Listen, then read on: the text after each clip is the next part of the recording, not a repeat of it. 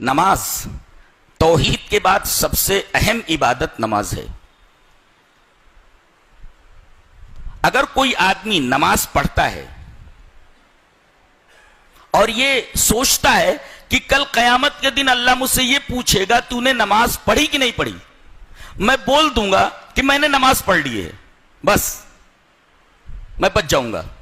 نہیں, آپ نماز پڑھیں لیکن آپ کی ہر نماز اتباع رسول کے دائرے میں ہونی چاہیے. اگر اتباع رسول کے دائرے میں نہیں تو نماز معتبر نہیں ہے. آپ نماز پڑھتے رہیے. دلیل یہ حدیث پاک. وعن ابی ہریرہ رضی اللہ تعالی عنہ عن النبی صلی اللہ علیہ وسلم قال ان الرجل لیصلی 60 سنة وما تقبل له صلاة لعلہ یتم الرکوع ولا یتم السجود ویتم السجود ولا یتم الرکوع. رواہ المنذری فی الترغیب والترہیب فی کتاب الصلاۃ. حضرت امام منذری رحمہ اللہ اپنی حدیث کی کتاب ترغیب اور ترہیب کے اندر کتاب الصلاۃ یعنی صلاۃ کے چیپٹر میں اس حدیث کو لائے ہیں. راوی حضرت ابو ہریرہ ہیں. میں نے پوری حدیث بیان کر دی ہے. حضرت ابو ہریرہ فرماتے ہیں کہ نبی اکرم صلی اللہ علیہ وسلم نے ارشاد فرمایا کہ ایک آدمی اللہ کے حضور پہنچتا ہے, اللہ اسے پوچھتا ہے, حالانکہ اسے معلوم ہے نماز پڑھی, پڑھی. کتنے سال پڑھی؟ کہا کہ اے اللہ کے رسول 60 سال تک میں نے نماز پڑھی. 60 سنتن 60 سال نماز پڑھی. کتنے سال پڑھی؟ 60 سال. اللہ کو معلوم ہے, پوچھ رہا بندے سے, پڑھی. کتنے سال پڑھی؟ 60 سنتن 60 ایئرس 60 سال پڑھی. اللہ فرماتا ہے وما تقبل له صلاۃ, تیرے نامہ عمل میں ایک بھی نماز نہیں ہے. 60 سال کی نماز جو تو نے پڑھی ہے ایک بھی نماز تیرے نامہ عمل میں نہیں ہے. لوگ حج کو جاتے ہیں اور پھر کہتے ہیں کہ خانہ کعبہ میں ایک نماز 1 لاکھ کے برابر ہے, تو 40 دن 50 دن رہ کر کے اتنی نمازیں پڑھ لی, اب تو جنت الاٹ ہو گئی میرے. ارے بدبخت اور بدنصیب, یہاں معاملہ یہ ہے کہ 60 سال کی نماز آدمی پڑھ کر کے گیا ہے, اس کے نامہ اعمال میں ایک نماز بھی نہیں ہے. اور تیرے حج کی کیا بساط ہے, تیرے حج کی کیا اوقات ہے کہ تو جوڑتے بیٹھے کہ ایک نماز 1 لاکھ نماز کے برابر ہے, لہذا میں بخشایا ہو گیا.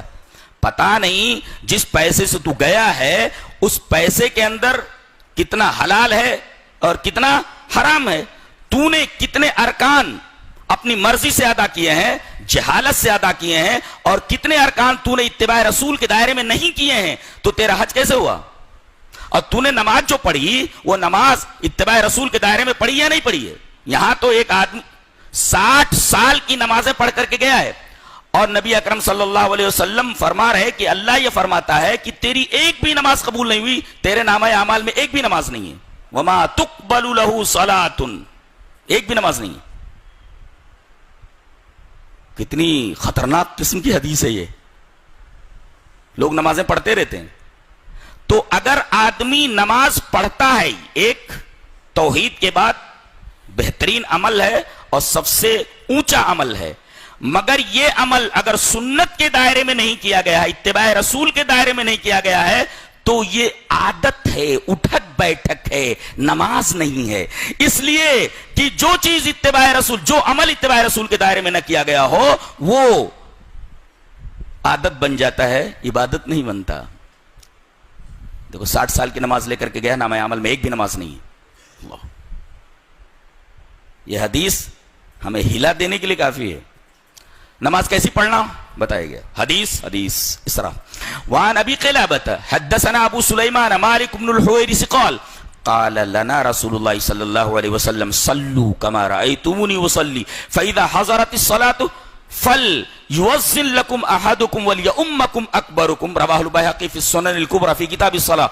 حضرت امام بیہقی رحمہ اللہ اس حدیث کو ایسے ہی سنن کبری بیہقی کے اندر لائے. راوی حضرت مالک بن حویرث سے, وہ فرماتے ہیں کہ نبی اکرم صلی اللہ علیہ وسلم نے ہم تمام صحابہ کرام سے یہ کہا کہ تم لوگ نماز اس طرح پڑھو جس طرح تم مجھے نماز پڑھتے ہوئے دیکھتے ہو. پتہ یہ چلا کہ یہ آدمی جو 60 سال کی نماز پڑھ کر کے گیا ہے، یہ نماز اس نے نبی کریم صلی اللہ علیہ وسلم کی نماز کی طرح نہیں ادا کی ہے. نبی نے فرمایا تم لوگ نماز اس طرح پڑھو جس طرح تم مجھے نماز پڑھتے ہوئے دیکھتے ہو. اگر اس طرح تم نے نماز پڑھی ہے تو تمہارا یہ عمل، تمہاری یہ نماز مقبول عند اللہ ہے. اور اگر تم نے اپنے طریقے پر، یہ حنفی نماز ہے، یہ مالکی نماز ہے، یہ شافعی نماز ہے، یہ فلاں شخصیت کے طریقے پر پڑھی ہوئی نماز ہے، کسی بھی طریقے سے نماز پڑھ کر کے گیا آدمی کوئی بھی نماز معتبر نہیں ہے، الا یہ کہ اس نے نماز جناب محمد رسول اللہ صلی اللہ علیہ وسلم کے طریقے پر پڑھی ہو، جس کا نام اتباع رسول ہے.